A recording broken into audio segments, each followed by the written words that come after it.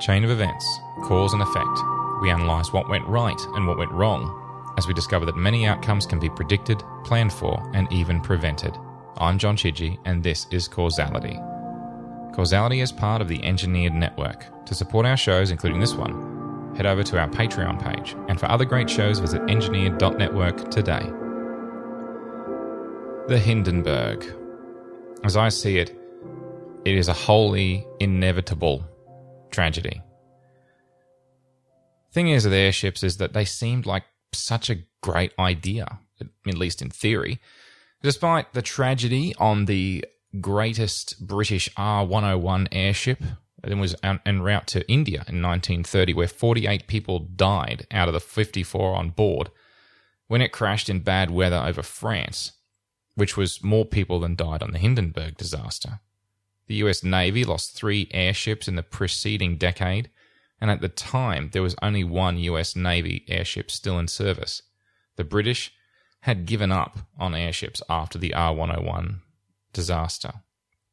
But I think the reason the Hindenburg was so famous wasn't the death toll, but it was actually the media coverage of the disaster, and the media coverage of the instant of the disaster was absolutely so striking that it's difficult to unsee it. The newsreels, in particular the radio announcer Herbert Morrison's, whose famous audio spoken narrative as he watched the disaster unfolding right in front of his eyes.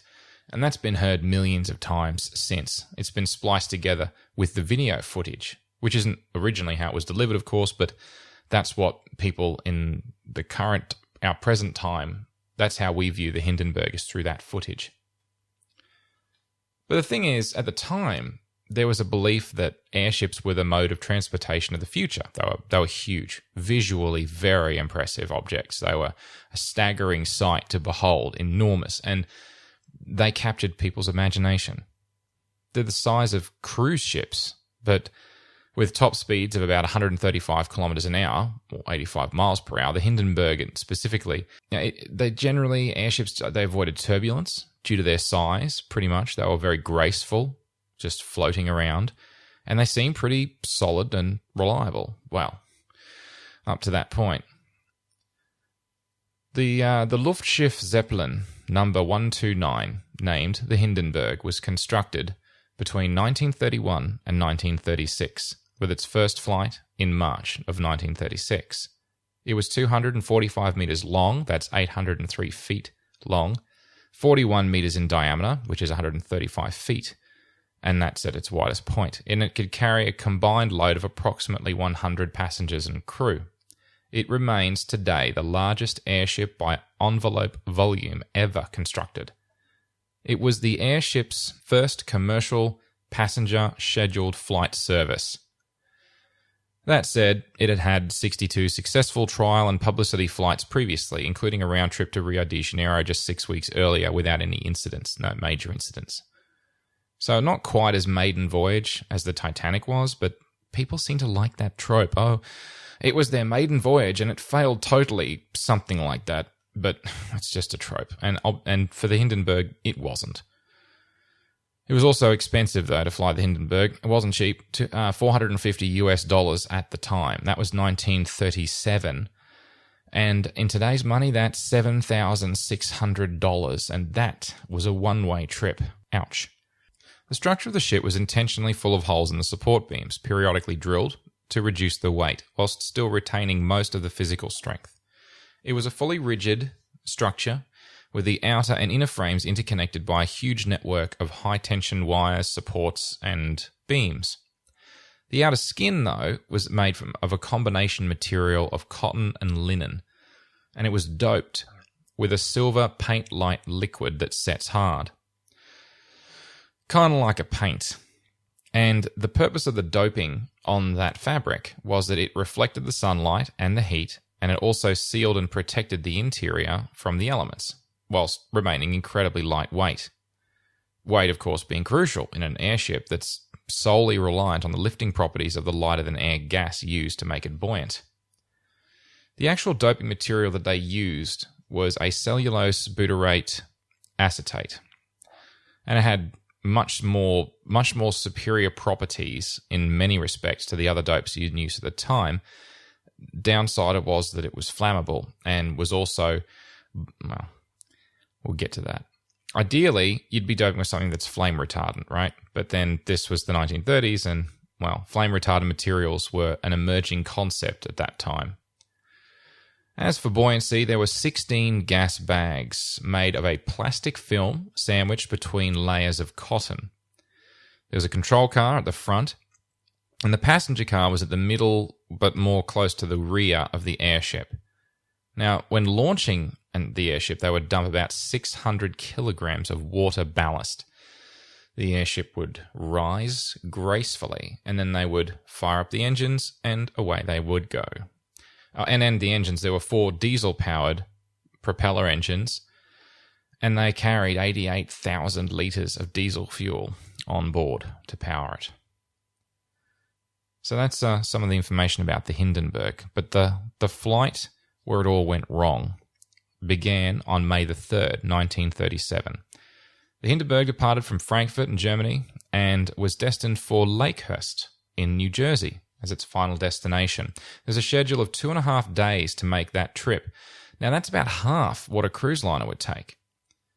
Now, there were also 97 people on board, so there was 36 passengers and 61 crewmen. All lighters, matches, and potential ignition sources were confiscated when people boarded the airship for obvious safety reasons. So they knew that they were, to take precautions. Strong headwinds, as they crossed the Atlantic, put the Hindenburg behind schedule by 12 hours. At 3 p.m., the Hindenburg arrived at its destination in New Jersey amid some mid-afternoon developing thunderstorm activity in the area and the clouds for which the airship had just sort of passed through. The advice from the ground station to the airship captain was to push back landing until the weather improved. The wind speed dropped back and the storm passes.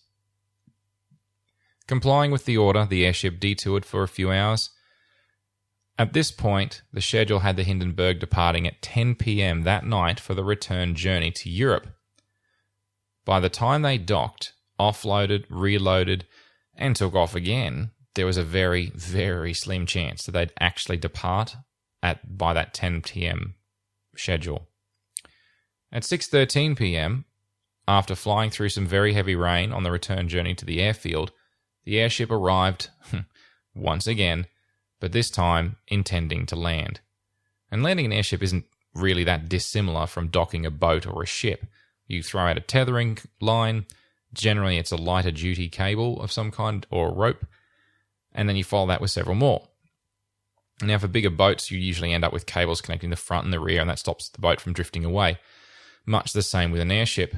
The most crucial moment are those first few ropes or cables that go out.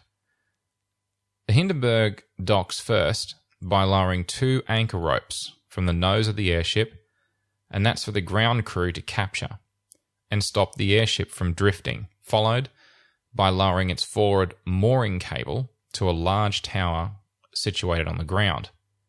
The ground crew connects the cable and then it gets winched down, so the whole airship would get winched down to a landing level.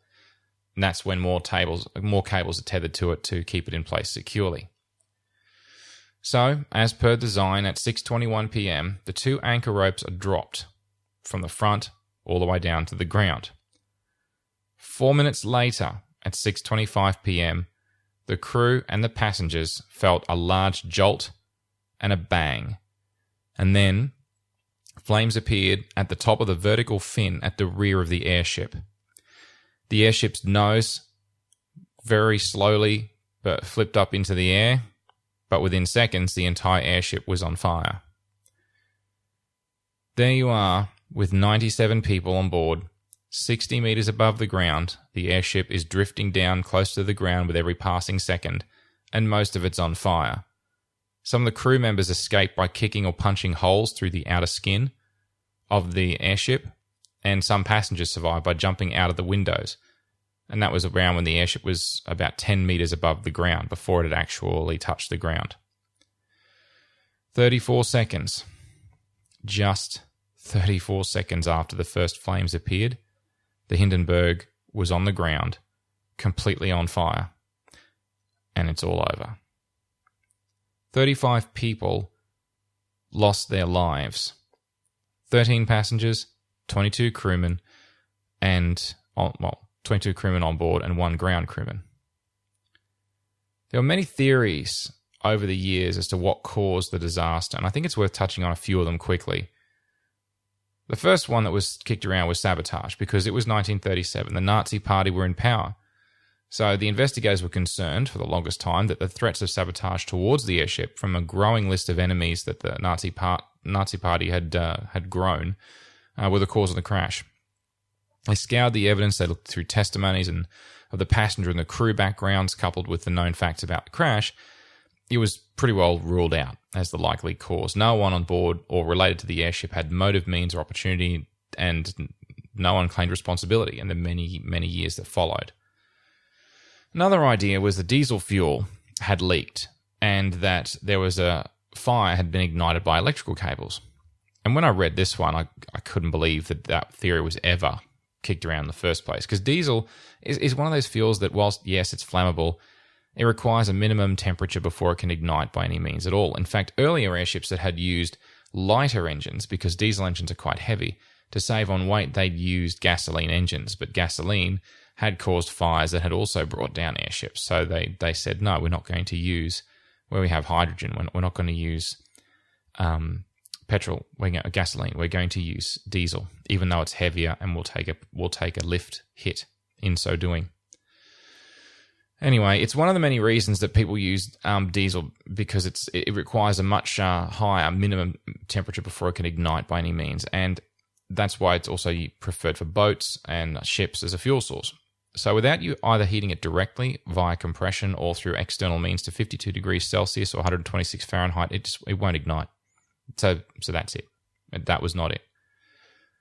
A lot of people blame the doping material because it was flammable, and that somehow the doping material either caused the fire, or it played a big role in how fast the flames spread, because you see it burning in the newsreel footage.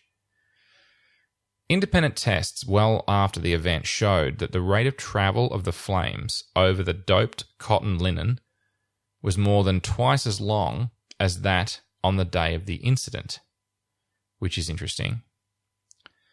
So we'll just cover the facts.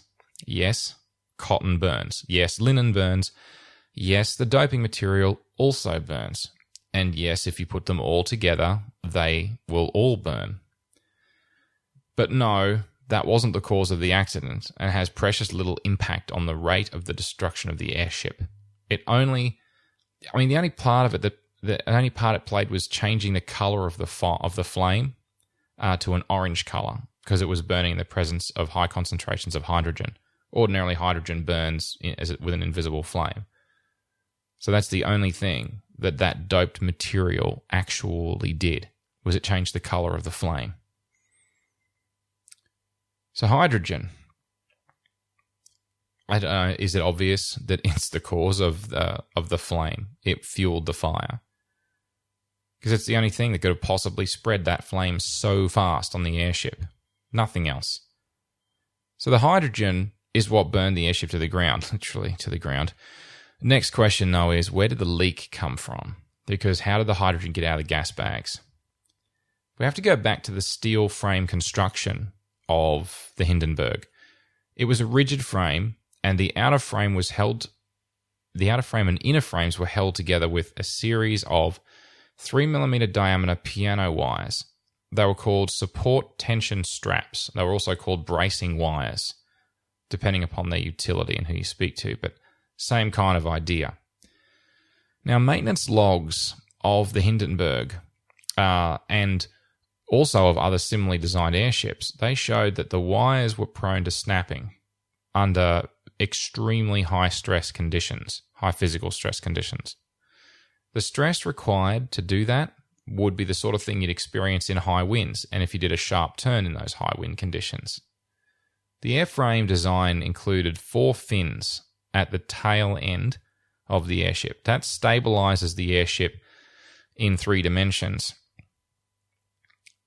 they're also the highest stress points when you turn the airship. Because the airship is so large, there's a large surface area that the wind passes over. So when you turn it in high crosswinds, then you're going to have a lot of higher stress points on the actual steel frame fuselage. Now, just prior to the landing at New Jersey that day, to correct for crosswinds, just prior to the landing, the airship made a sharp left followed by a sharp right turn to align with the landing tower. There was an option to go around and go slower and take a wide arc turn, which is what the instruction manual said that they probably should do.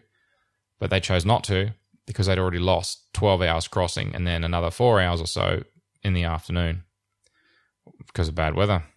And they wanted to get there 10 p.m., as close to the 10 p.m. departure deadline as they could.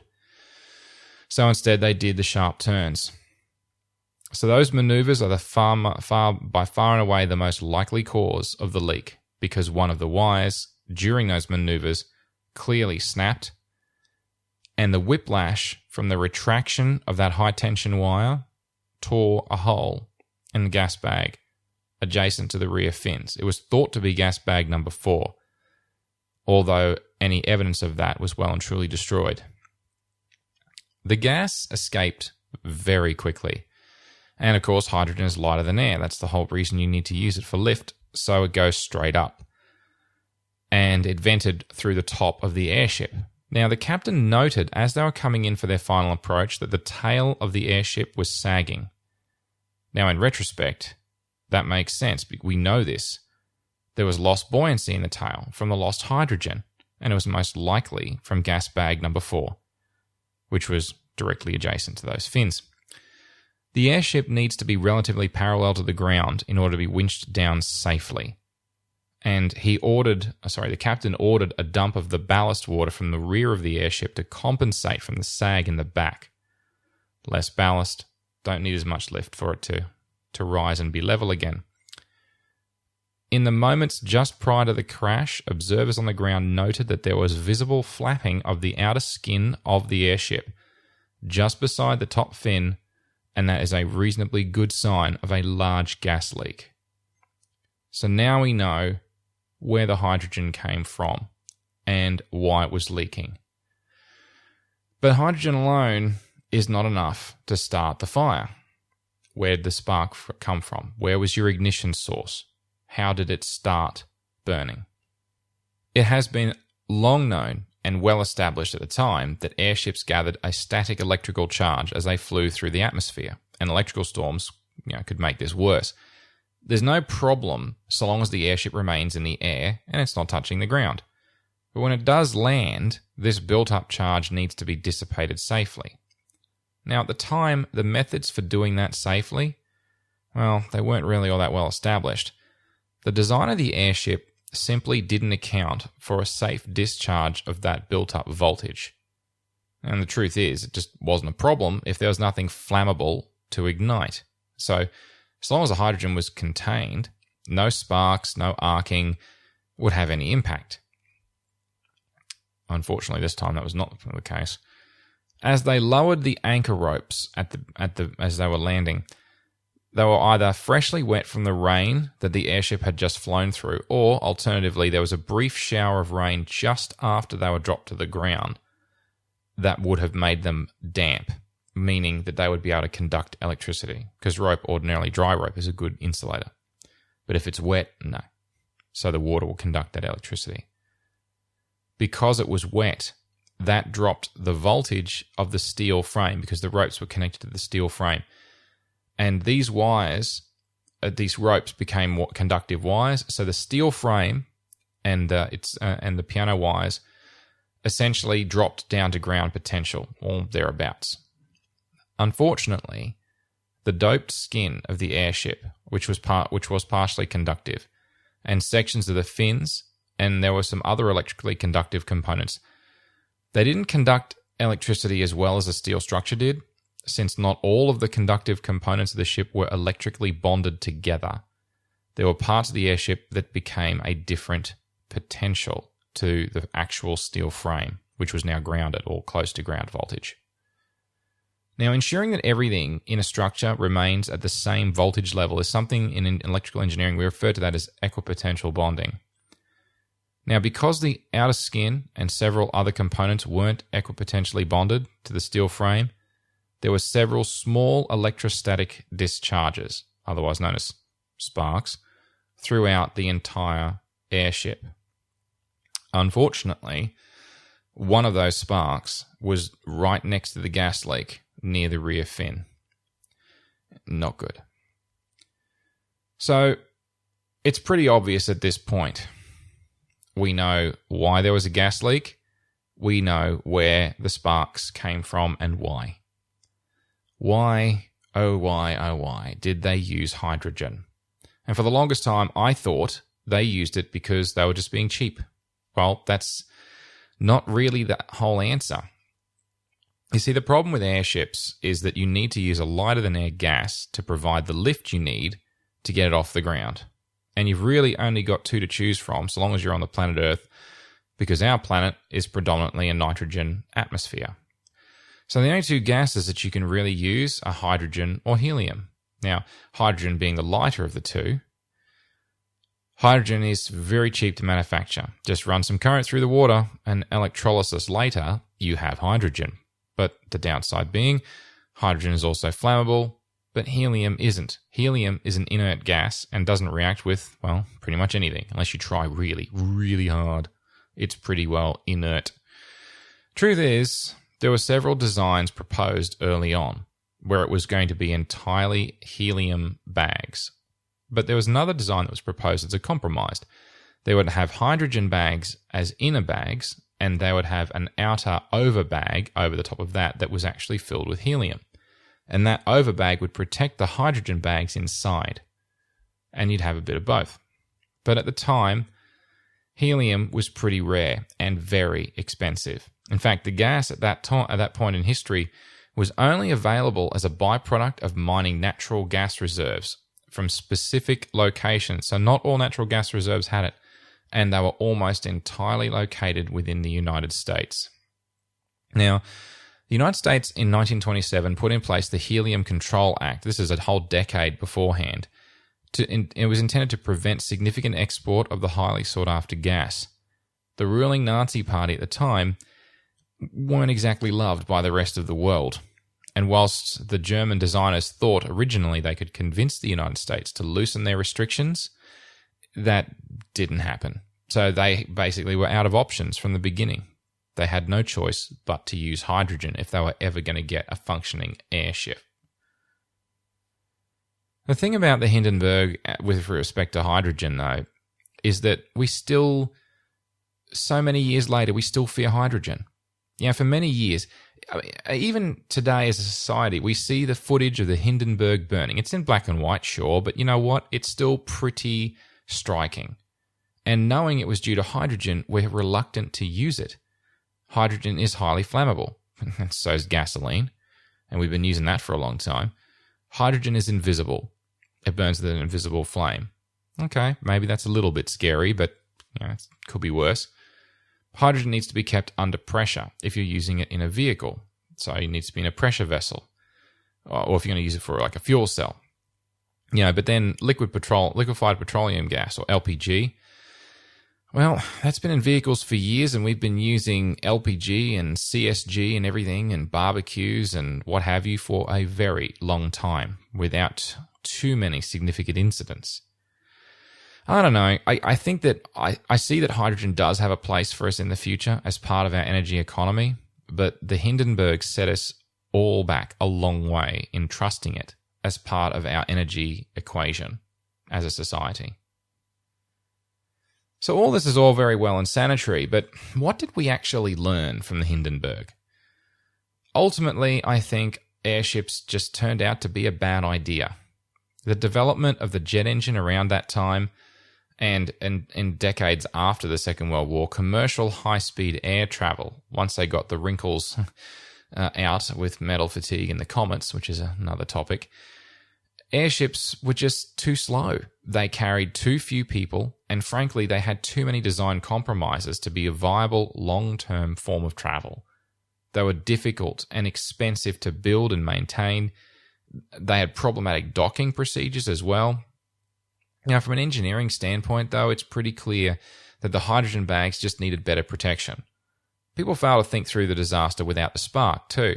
Had the bag fully deflated, like gas bag 4 just fully deflated, there was no spark, the Hindenburg would have had a lot of difficulty landing safely without damaging its frame. The primary form of lift was the gas, and if I had high-tension piano wires crisscrossing between the bags, I'd protect those bags with some kind of a protective mesh, like a steel mesh. But of course, if I did that, that would add weight, and that would reduce your load carrying capacity, I suppose. And like I said, then you can't carry as many people, and there's too many compromises. And today, airships, they're relegated to flights of fancy. Helium's used for lift, of course, we don't trust hydrogen. And they're an expensive joyriding or advertising toy. And it's trotted out for sporting events or the like, and then it's put away again when you're done. Never really for serious use. The design of airships from that era, it just feels like a lot of engineers and designers ignoring the risks, or at best, downplaying them.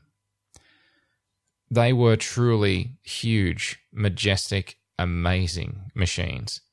But ultimately, though, they were machines of extreme engineering compromises that were destined to fail. If you're enjoying Causality and want to support the show, you can, like one of our backers, Chris Stone. He and many others are patrons of the show via Patreon, and you can find it at patreon.com/John Chidgey, all one word. So if you'd like to contribute something, anything at all, it's all very much appreciated. This was Causality. I'm John Chidgey. Thanks so much for listening.